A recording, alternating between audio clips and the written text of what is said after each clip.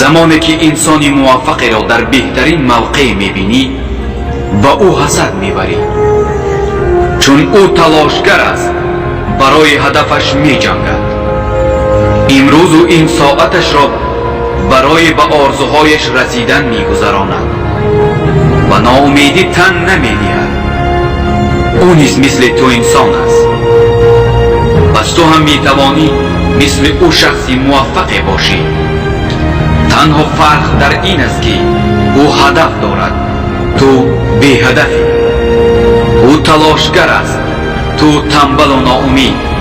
او برای رسیدن به آرزوهایش حرکت میکند، تو باشی فکر. او برای زینه به زینه به بالا رفتن تلاش دارد، تو از بلندیش میترسی. او کاری میکند که خودش میخواهد، تو کاری میکنی که دیگران میکنند. او میسازد نمیسوزد، تو میسوزی نمیسازی. او میبیند میکند، تو فکر میکنی نمیبینی. میان موفقیت و شکست یک نقطه ضعف ناامیدی است که فردا نام دارد و آن را تو با خود داری که چشم و عقلت را ضعیف کرده است. ترکش کن. تو بسیار میخوانی، بسیار میدانی، اما انتظار معجزه میمانی. هیچ وقت آن معجزه را مشاهده نمیکنی، چون تو نمیخواهی، چون تو امیدت همیشه بر روزی دیگر است. و فردا، پس فردا، فقط فردا و فردا. دیگر نیست لحظه مهمتری برای دیگر شدن مگر خود حاضر. امروز، این ساعت آغاز کن، قدم گذار، نفسی نو بکش، راهی نو را ببین، نقشه های نوت را تحریزی بکن، امید و آرزوهای نوت را در عمل نشان بده، هدفهایت را با اراده کامل طی نما. فقط خود حاضر. اگر بعد شنیدن این ویدیو تو خودت را تغییر ندهی، پس تو همیشه با چنین ناامیدی خواهی ماند، چون تو را کسی تغییر دادن نمیتواند جز خودت.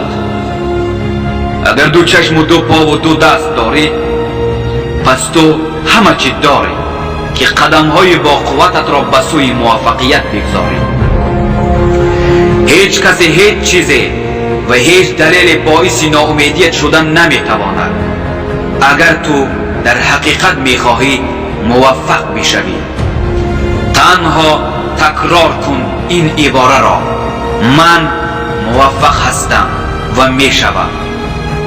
و با تمام هستیت قدم اولینت را در راه کامیابی ها بگذار. آنهایی که در اطرافت باعث ناامیدیت میشوند و ضد عقیده هایت میبرایند، چه عائله، چه همکاران، چه همصنفان و چه همکسبان، عموما هر کی باشد و همیشه با هر دلیل باورت میکنانند که راه برای موفق شدن نیست، باورشان نکن. به عقیده خودت باش. اگر آنها در حقیقت بخواهند تو کامیاب و موفق بشوی، بعد مرگت در قبر تنهایت نمیگذارند. پس زندگی کن همان گونه که خودت میخواهی. برای همه موفقیت تو مهمتر است. پس نصیب و تقدیر را با حرکت و تلاشهایت آلوده نکن. فرق بگذار. با اندیشه و باوری تلاش نما. تکیه به خدا به سوی موفقیت قدم بگذار. خداوند بنده تلاشگرش را کمک میکند. اگر تو در حقیقت میخواهی شخصی موفق باشی، از دیروزی که چیزی نکردی عبرت بگیر. امروزت را مثل دیروز نگذران. تکرار گذشته ها آینده ات را میسوزد. پس خود حاضر چشمانت را کشا و با یک هدف عمیق و دقیق روز نوت را آغاز کن. من میدانم تو میتوانی. امسال سال توست، امروز روزی توست و این ساعت ساعت تو است و این راه راه تو است. تنها تو انتخاب کن و قدم اولینت را بگذار. این زندگی تو است. کسی نمیتواند مانع پیشرویت شود و در کسی نمیتواند تغییرش دهد.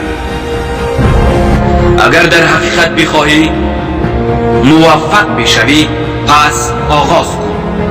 فردا پس فردا این راه دراز عمرت را به آخر میرساند و تو خواهی مرده ناموفق، ناامیده که چیزی نداشت و چیزی نکرد، باقی خواهی مرد.